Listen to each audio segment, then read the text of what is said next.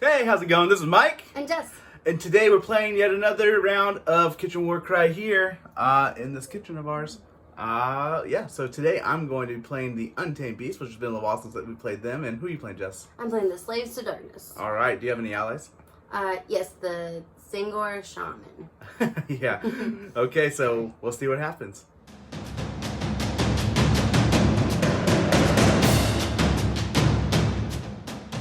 So we rolled for priority and Jess won, which means I set my fighters in their battle groups first. This is going to be my dagger, shield, and hammer. In my dagger, I got my Rocktusk Prowler, Beastspeaker right here, and a Plains Runner. In my shield here, I have my Heart Eater, my first Fang, a Plains Runner, and my hammer. I've got the Preytaker with Fanged Axe, and then a first Fang to join him. And that's all my guys. So this is my dagger, shield, and hammer. I just have some Chaos Warriors with shield. This is my leader. He's technically dual wielding, but we didn't want to break off the shield. Then I have my Tzaangor Shaman.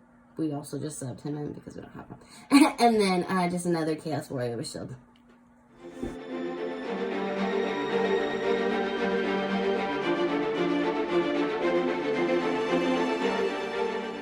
So this is a terrain card that we pulled today, and this is what it all looks like after setup. It's a mixture of the starter set ruins and the Shattered Storm Vaults. The deployment card we pulled was Clash of Blades. It looks like the dagger and hammer start on round 1, and then shield comes on round 2. The victory condition that we will be playing today is Blunt. The players roll off, and the winner chooses who is attacker and who is the defender. If every fighter in the defender's shield is taken down, the attacker wins the battle. Otherwise, after the end of the 4th battle round, the defender wins the battle. Any fighters from the defender's shield that are within 4 inches of the battlefield edge at the end of a battle round immediately count as being taken down. So yeah, you can't be within 4 inches of the battlefield or you auto die, right? Right. The twist that we pulled today is favorable position. Draw 2 twist cards, redrawing cards with the fate rune mark like this one, and then roll off. The winner picks which of those twist cards is in effect this battle. The first one that we pulled is Encircling Direflock. In the hero phase of the first battle round, after the initiative has been determined, players do not receive a wild dice. The other twist that we drew is Dawn. No ability or attack action can be used to target an enemy fighter more than 3 inches away in the first battle round, 6 inches away in the second battle round, and 9 inches away in the third battle round, and 12 inches in the subsequent battle round. So me and Jess rolled off. I won, and I picked Encircling Direflock, which she also agreed with because we both have ranged people, and we don't want to deal with that right now. So we're going to go with this twist. We just rolled off for the victory condition to see who's going to be chooses to be attacker or defender. I won. I chose defender, and then Jess won the priority roll, so she chose red, and I will be blue for deployment. This is what we look like after deployment. We got Jessica's hammer right here and her dagger right there. This is going to be my dagger and my hammer. And Jess's shield's going to be coming in on this board edge, and my shield will be coming in on this board edge round 2. And here we go.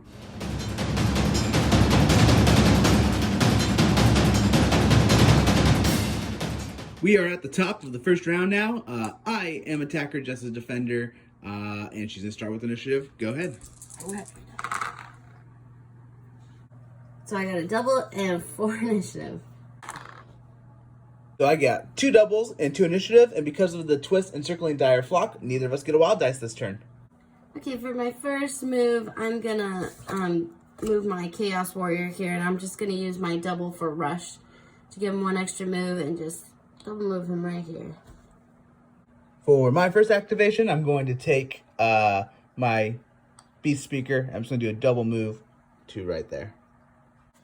So I'm going to take my other Chaos Warrior here, and I am just going to double move him. Just kind of there. Next, I'll take my Rocktusk Prowler. I'll do just actually a single move, and then get him right there. I don't know if this is going to be a good idea or not, but I'm just going to double move him, or just move him, actually. Right there as well. Okay, creating a little screen for those guys when they come in. Maybe. Next, I'm going to take my first Fang here. I'm going to do a double move to right there. And just setting up the ambush for when she comes in. Then I'm going to move my Plains Runner into here. And that's only going to take 1 move, then he'll wait. Then I'll go with my Preytaker I'm gonna use a double for rush to give him extra movement, and then I will move him right here. And then this is what my ambush is gonna look like, and as we head into round 2. It's gross.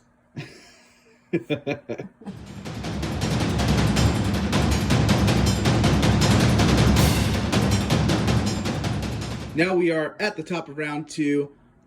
Jess pretty much has to get initiative here, because if she does, then she can fly her Shaman just anywhere, and then it makes this whole thing crumple over here, and I will be playing chase the rest of the game. So let's see what happens. I got a triple and 3 initiative.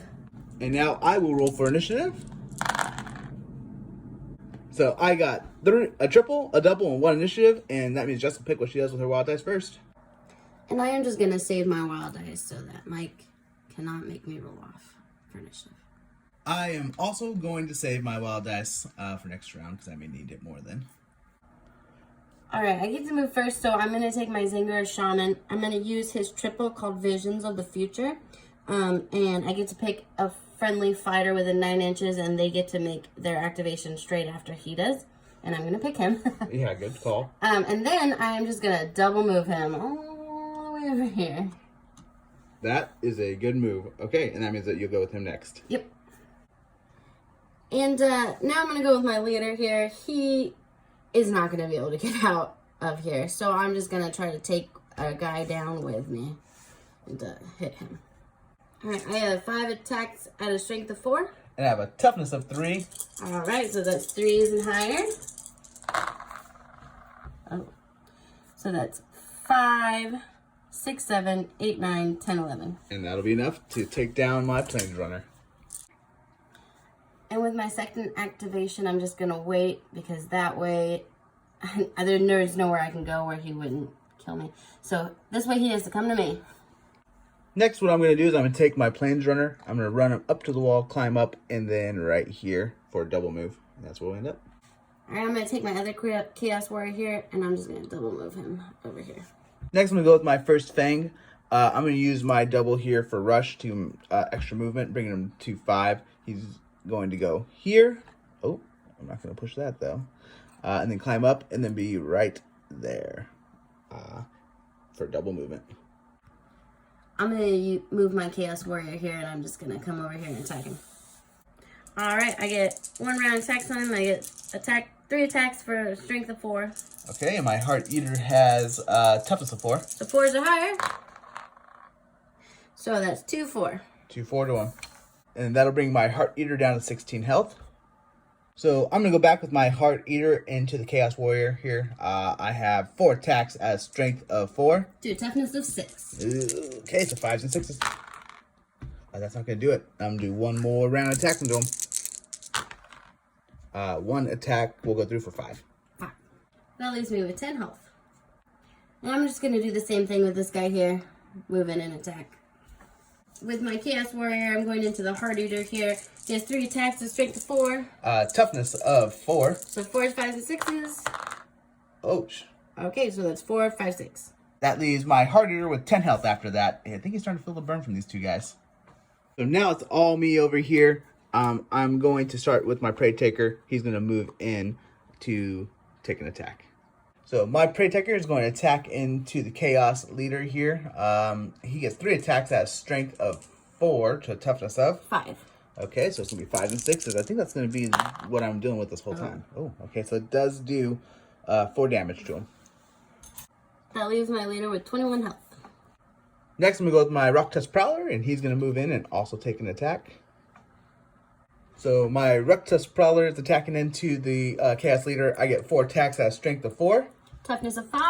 Okay, 5s and 6s. Ooh, you hate me. All right, so it's going to be 5, 6, 7, 8, 9 damage to him. That leaves my leader, Chaos Warrior, with 12 health. Next, I'm going to take my Beastspeaker here. She's going to also move in and then do an attack on the Chaos Leader. My Beastspeaker gets 3 attacks with a strength of 4 to a toughness of 5. So 5s and 6s. That's a nothing. Nothing. Next, I'm going to take my Beastspeaker, and I'm going to use my triple as a double to use Beastmaster. It lets me take a beast on my team within 4 inches and have them do another attack. So I'm going to choose the Rocktusk Prowler and have the Rocktusk Prowler take another attack into the Chaos Leader. Okay, so the Rocktusk Prowler gets 4 attacks to, with a strength of 4 to a toughness of 5. Okay, let's see if we can do this Chaos Leader. Ooh. Oh, I did another 5, 6, 7, 8, 9 to him. That leaves my Chaos Warrior leader with 3 health. Next, I'm going to take my first Fang, and I'm going to use his ranged attack. I'm going to do 2 attacks at the leader. He has a strength of 4. Toughness of 5. So it'll be 5, 6 with 2 attacks. So the first one misses. And here we go. And then the second one hits for a crit for 5 damage. And that kills him. He's dead. And this is how we look at the end of the second battle round. Jess is running around with the Shaman. We'll see if I can take it down within 2 more turns. Or 2 more rounds.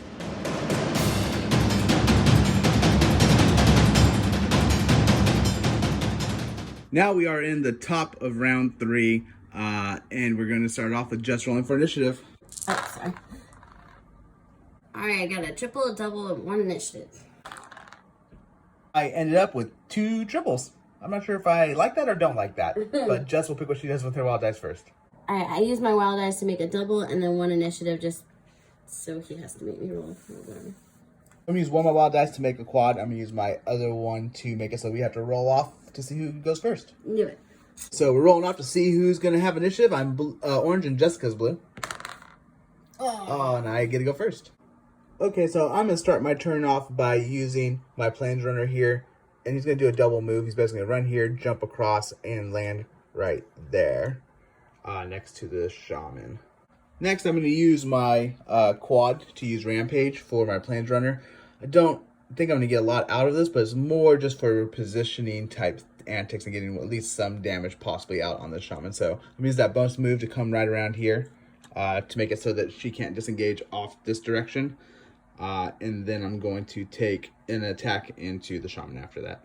So my Plains Runner gets 3 attacks at a strength of 3 to a toughness of 4. Okay, so into the Shaman, that's going to be 5s and 6s.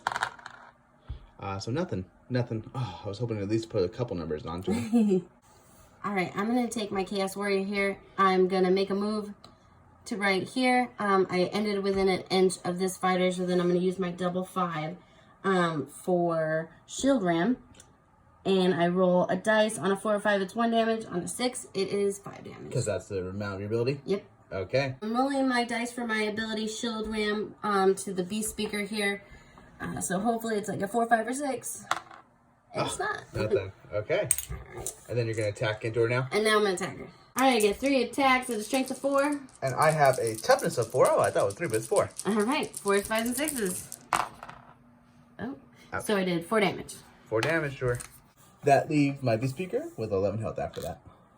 I'm going to take my first Fang, and I'm going to use his range attack, which is 8 inches, on the Shaman across the way. He gets 2 attacks as strength of 4 to a toughness of 4. All right. So we're going to look at 4, 5s, and 6s. Oh, he's immune to everything. All right, so one more go. Wow. Okay, so that was not a great showing, but he just glanced it off. I'm going to take my Chaos Warrior here into the Heart Eater? And I'm going to use my double for Onslaught to get 1 more attack and double attack him. Alright, so now I get 4 attacks instead of 3 at a strength of 4. To toughness of 4. Alright, so 4s, 5s, and 6s. So that's 1 hit of 2. Do it 1 more time. Oh, Ouch. oh nice. So that's 4, 8. So that was a total of 10 damage, which takes out the Heart Eater. Oh, Bye. he's gone. Goodbye. Next, I'm going to go with my Beastspeaker. I'm going to use my triple as a double for the move for Rush. But first, I'm going to disengage 3, and then I'm going to use Rush to come up and over and land right there up on top of the platform. So I'm going to double move my Chaos Warrior here. He's just going to move up here and climb on up just to say hi to this guy. Oh, they're hanging out like friends up there. Yeah, to the first or second thing. Yeah, got it. Next, I'm going to take my other first Fang, or deem the second Fang, and he's going to do a double move to right there. Oops, back a little bit though. Right there.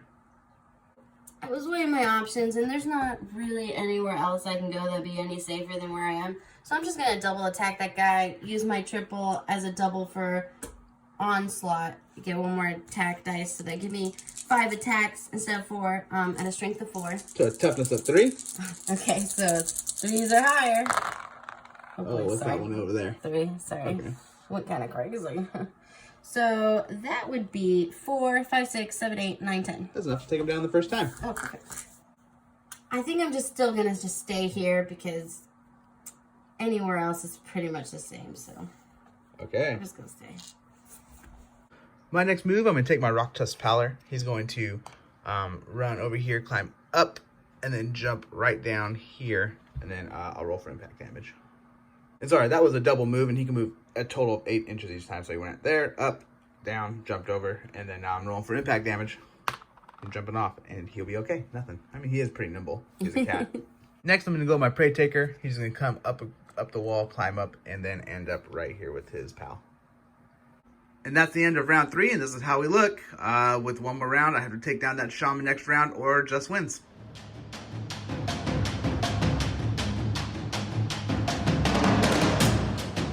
Here we are, moving into the 4th round, final round possibly, or for sure actually. And Jess gonna roll for initiative first. Oops. I got a double and 4 initiative. Now I'm gonna roll, see what I can get. 2 doubles and 2 initiative, which means Jess will pick what she does with her wild dice first. I'm just gonna make another double.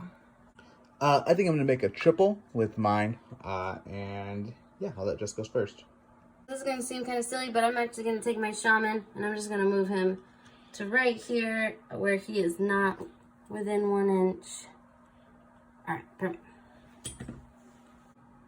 My next activation, I'm going to use my first Fang here. I'm going to use my double for Savage Fury, which basically gives me 1 additional movement to my next movement activation action, and then 1 more attack to my next attack action. So I'm going to move here, slide in here, which I didn't really need the extra movement for, but then I'll be able to do get an extra attack when I attack into the Shaman. Now I'm going to attack into the Shaman. I have normally 2 attacks. I'm going to use my ranged attacks as a higher damage profile, but the ability didn't say that it couldn't be used on range. Maybe there's something in one of the updates or something like that, but we don't see it on the card, at least at the moment. We'll have to look up, or you guys can tell us if they made a change to that. But that makes it so I get 3 attacks at a strength of 4 to a toughness of 4. So it's going to be 4s or higher. And that'll be nothing. He has not been able to be hit. This guy's had a real bad luck hitting him so far today. I think he's gotten 3 attacks on him and hasn't hit once. Ouch. Alright, I'm just gonna double attack with this Chaos Warrior here. I'm gonna use one of my doubles for onslaught to get 1 more attack, so that would be 4 instead of 3, and a strength of 4. And my first Fang has a toughness of 4. So 4s and higher. Oh, hey, you're feeling it like I did. I am. Oh, 1 attack for 2 damage. 2 damage. I'll bring my first Fang down to 13 health after that. Next, I'm going to go with my second Fang, as we've deemed him. He's going to move here, and then I'll take a range attack up to there, just barely in range.